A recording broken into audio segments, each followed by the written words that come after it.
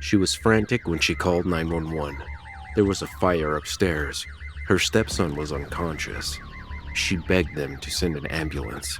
But what firefighters found out went far beyond a house fire. They found a man, 32 years old, 5'9", and just 68 pounds. He had started the fire himself because it was the only way out. Oh my God. 911. What's the address? Please hurry. There's a fire. Okay. Oh my God.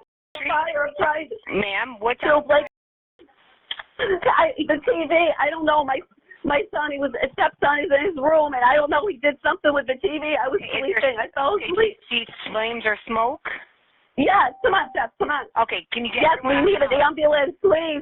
Okay. Please, we need an ambulance. Ma'am, all right, you said something's on fire and now you need an ambulance. What's going on there? Yes, his room. The TV in his room. Did he get injured? Is he on fire? Yes, he's injured. Please send an ambulance. Ma'am, I'm going to send the ambulance. I need to know what's going on and why they're going out there. Where is he injured? I don't know. He's I don't know. He's kind of passed out. He's out of it. Please. Okay, what's your phone number just in case we need to give you a call back? Okay, is the fire out, ma'am? No, it's not. Please. I'm trying to. I understand, ma'am. I'm trying to get information on what's going on there. Oh my God, it's like all the power in the house is out. I don't know if it's blew a fuse. I don't know. Okay, ma'am, just get out of the house, okay? Yes, I'm going to call my daughter. All right. Oh my God. What she didn't say was that man would later tell police, EMTs, and hospital staff. He said he hadn't been outside in years, that he'd been confined in the same room since he was 11, that the only way he saw freedom was through fire. And what started as a routine call for help quickly turned into one of the most disturbing abuse cases the city had ever seen. When firefighters arrived, they found 56-year-old Kimberly Sullivan standing outside, holding a dog. She was visibly shaken. She told officers her stepson was still inside. Seconds later, firefighters carried him out. He was skeletal, barely responsive. Smoke inhalation and burns had left him in critical condition. EMTs loaded him into an ambulance and rushed him to the hospital. That's when he told them what had really happened. He'd set the fire on purpose, using printer paper, hand sanitizer, and a lighter he found in his late father's jacket. He said he wanted his freedom. He hadn't bathed in 2 years, ate the same 2 sandwiches every day, egg salad, peanut butter, sometimes tuna. No school, no doctor, no life. Police launched a full investigation, and the more they uncovered, the worse it got. According to detectives, the 32-year-old victim had been locked in a room for up to 22 hours a day. The confinement allegedly began around age 11, shortly after he was pulled from school. Kimberly Sullivan and his father, Craig, were reportedly concerned about calls from the Department of Children and Families related to his behavior, so they stopped sending him. The man told police that after that, Kimberly began keeping him in a storage room. Over time, additional locks were installed. His days were spent mostly alone, sometimes allowed out briefly to complete chores. At night, he relieved himself through a homemade funnel made of plastic straws, pointed out the window. DCF records show a welfare check was requested back in 2005, but no major issues were found. For the next 20 years, no one checked again. At the hospital, doctors said he was severely malnourished. His hair was matted. His teeth were rotting. He hadn't seen a classroom since the 4th grade, and his weight? 68 pounds. Waterbury Police Chief Fred Spagnolo later said, "In 33 years of law enforcement, this is the worst treatment of a human being I've ever witnessed." Police arrested Kimberly Sullivan on March 12th. She was charged with second-degree kidnapping, first-degree assault, unlawful restraint, cruelty to persons, and reckless endangerment. She spent just 1 night in jail before posting a $300,000 bond. The legal proceedings began quickly, and so did the media coverage. News outlets across the country reported the case as a real-life horror story. A man locked away for decades by his stepmother in a cluttered, decaying home. Waterbury police released dozens of photos showing the inside of the house. Trash everywhere, bathroom flooring torn up, plywood in the tub, locks on nearly every interior door, a charred bedroom where the fire had started. But Kimberly Sullivan's defense team pushed back hard.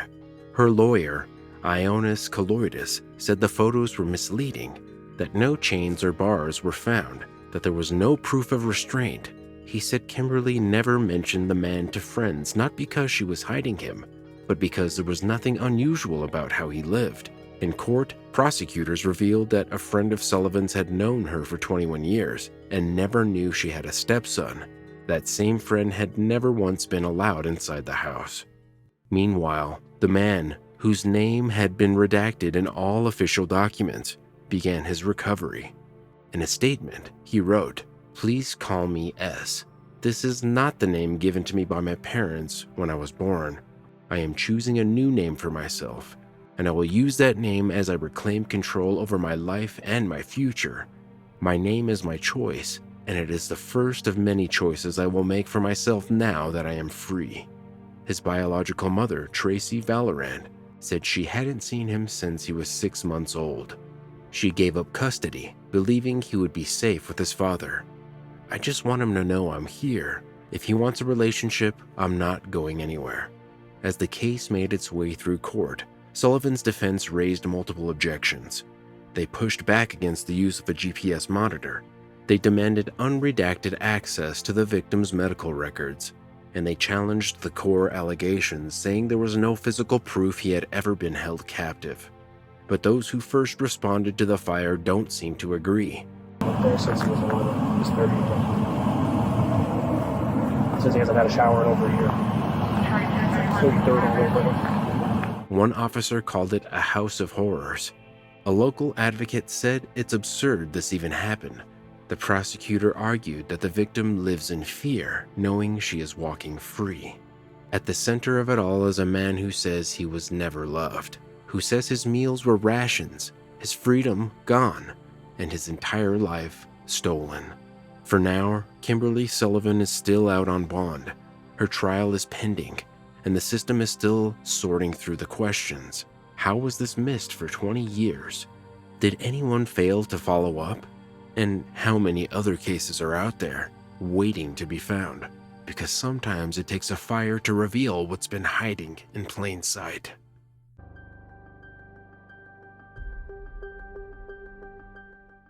What you're about to hear is the full unedited 911 recording made in June 2020 from the Choate Mental Health and Development Center in Southern Illinois. The call was triggered by a smartwatch, accidentally, during what staff claimed was a routine restraint of a resident. Is this the location of your emergency?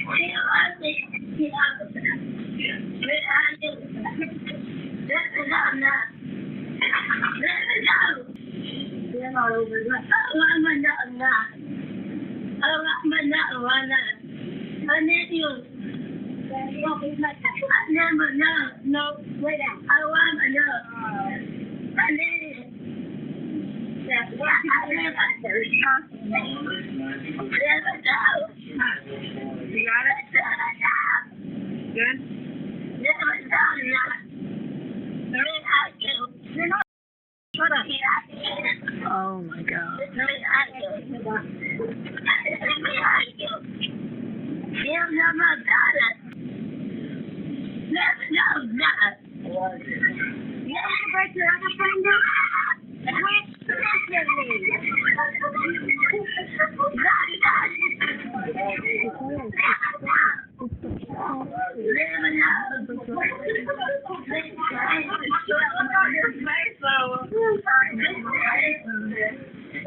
That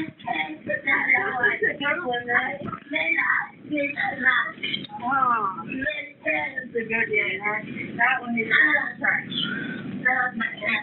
this one's so broke.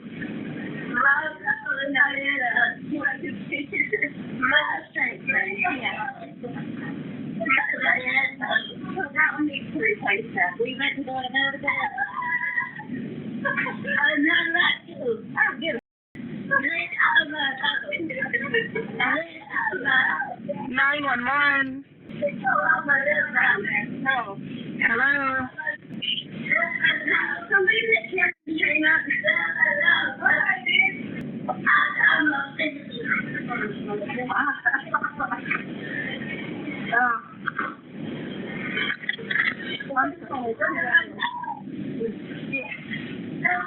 He shouldn't have even gone out. He shouldn't have. He was so thinking he's going to hurt Sam. He's going to get Sam here. No. Hello. 911. Hello.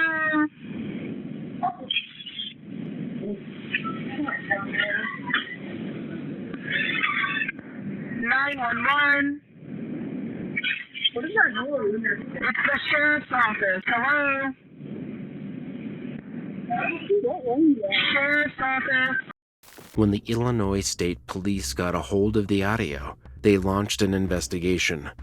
The voice crying out belonged to 22-year-old Elijah Llewellyn, a Choate resident with Prader-Willi syndrome, a rare genetic disorder that affects behavior, speech, and physical health.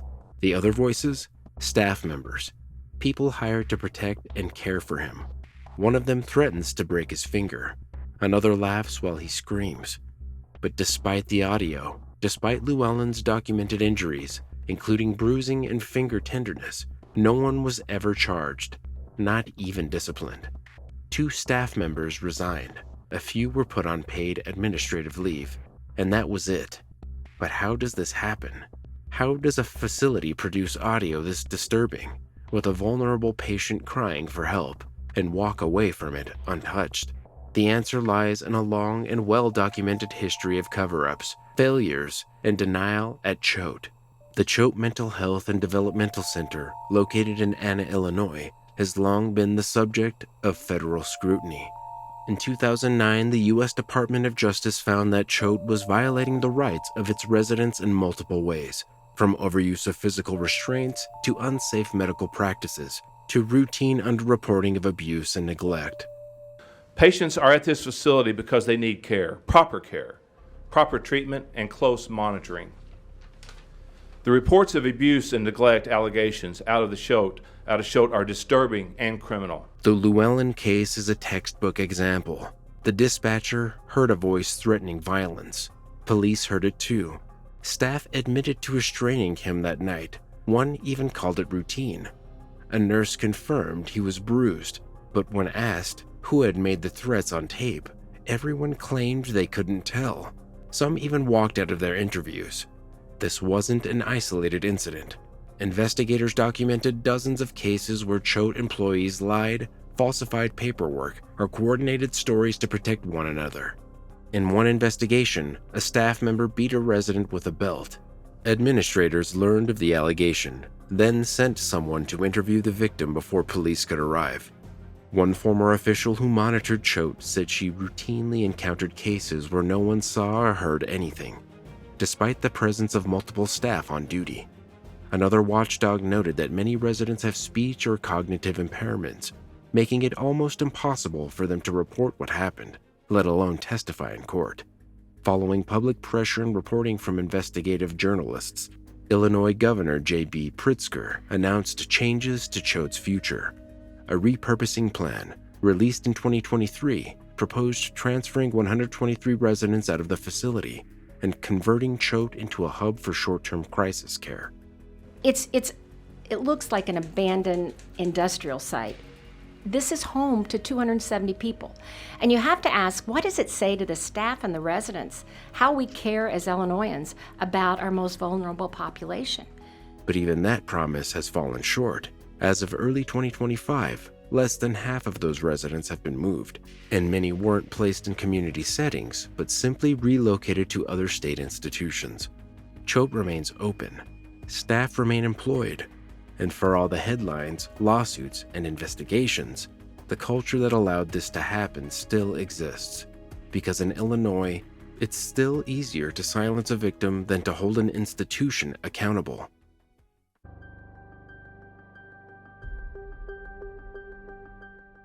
He walked across the parking lot with his hands raised.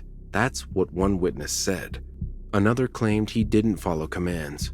A third said he looked confused, and one officer saw a threat. 911, do you need police, fire, or medic? Huh? Are you a target? Yes. Do you need police, fire, or medic? Police. We at Tavern 51. Okay, and we need them like ASAP. This is to shoot up the place. who is that? Huh? Who is he? Some white guy that's just drunk out of his mind. Okay, and why did you say he's going to shoot up the place? Because he just said it. Because he just said it? Yeah. Okay, and how old is he? He looked like he's about 24, 25. Okay, and what color shirt is he wearing? He's wearing a white hoodie or cream hoodie. Okay, does he have any weapons on him that you know of? Oh, he's got three guns on him. He has 3 guns on him? You saw them? Yes. I seen, he just put out on me. He pulled it out on you? Yep. Where is he right now? He's in the bar. He's in Tavern 51. Okay, so... Hey, bro, calm down, bro. Don't. Okay. Is he a customer there, or do you know him? No, he's a customer. Okay. You're a bartender, or... I'm just a customer at the bar. Oh, you're another customer at the bar. Yeah. Okay, and did this start from, like, a argument between you two, or what happened? Yeah, he's mad because I didn't let him buy me a drink. And what kind of gun was it that he pulled on you? A 9. 9mm? No, he just started yelling crazy, and he pulled a gun out on me. Okay. What did he say when he pulled the gun out at you? He'll kill me. Bro, he's in there. Hey, bro, they finna pull up. He's finna kill me. Hey, can you get somebody to come out here, please? Like, ASAP? Yep. What other guns does he have on him? I don't know. Hey, look, lady, I don't know. He's outside now. He's outside now? Yes. Yeah, he's here now. If you can get somebody to come here now, sir, that'd be awesome. But this is not delaying their response. So this is not. Okay, well, I didn't give you enough information, brother. No, you didn't. I need a vehicle description, but you said you didn't. He's in the bar. You said he was outside. Yeah, he's walking around. He's not in the car. He's outside. But you said he got into a vehicle. No. He's pacing around right now. I'm going into the Planet Fitness. This guy's going crazy. Right here. Oh, okay, we got him. Yeah, we got him. Yeah,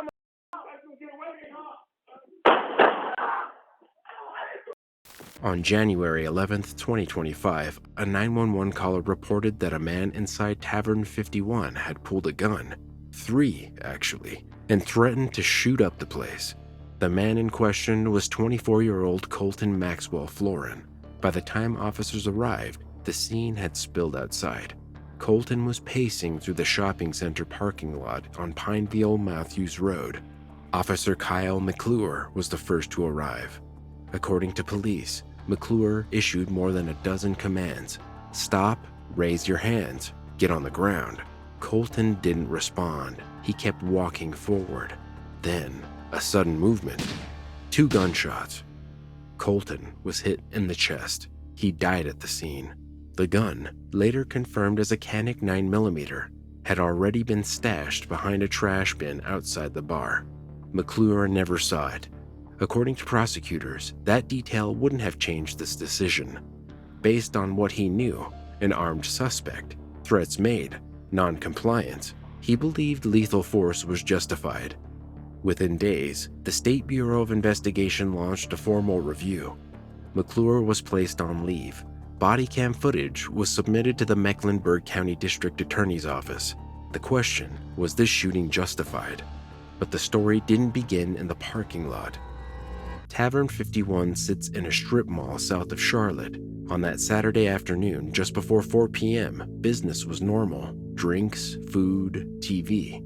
Colton Florin was at the bar. At some point, he offered to buy another man a drink. The man declined. Then, according to surveillance footage, Colton briefly pulled a handgun from his waistband before tucking it away. The other man stepped outside and called 911. His voice in the call is panicked. He claimed Colton had threatened to kill him and had at least 3 firearms. By the time Colton was asked to leave the bar, police were already en route. One of them was Kyle McClure. McClure had been with Pineville Police since 2021. Before that, he served in the National Guard and worked private security. Body cam video shows him confronting Colton in the lot. The audio is chaotic. Command shouted. Colton silent, walking forward. According to the DA's report, Colton raised his arms, dropped them, then raised them again. McClure fired. Officer Felix Soto arrived seconds later and began CPR, but it was too late. A toxicology report later found methamphetamine, cocaine, THC, and alcohol in Colton's system. In the months after the shooting, the Pineville Police Department conducted an internal review. The SBI handled the criminal investigation. In June, DA Spencer Merriweather announced that no charges would be filed. In a public letter, he wrote, "The available evidence in this case leaves the state wholly unlikely to prove that Officer McClure did not act in defense of himself or others. In short, the shooting was ruled justified." But not everyone agreed. Some witnesses said Colton looked dazed or intoxicated, not aggressive. Others said he was trying to explain himself. Family members questioned why force was used so quickly. Why not a taser? Why not wait for backup? Police say McClure had reason to believe the man was armed and dangerous. They say he followed protocol. But in today's climate, every police shooting, especially one caught on camera, raises deeper questions about mental health, about de-escalation, about how fast life can end when fear, confusion, and authority collide. Colton was 24. Tavern staff said he was a regular who didn't cause trouble, but something changed that day. Officer Soto has since returned to duty. The department has not confirmed whether McClure has. Their internal review has not been made public. No lawsuits have been filed. No new evidence has surfaced. But in that parking lot, the signs remain: faint outlines, scorched pavement, and a few faded flowers. It lasted only seconds, but for Colton's family, that moment doesn't pass. The 911 call, the gun, the confusion. Or was it? One side of the story sees an armed man, possibly high, ignoring commands. The other sees a disoriented man walking toward help and getting killed before he could speak. Maybe the truth is somewhere in the middle, but the result is the same: 2 bullets, 1 dead man, and a long list of questions that may never be answered.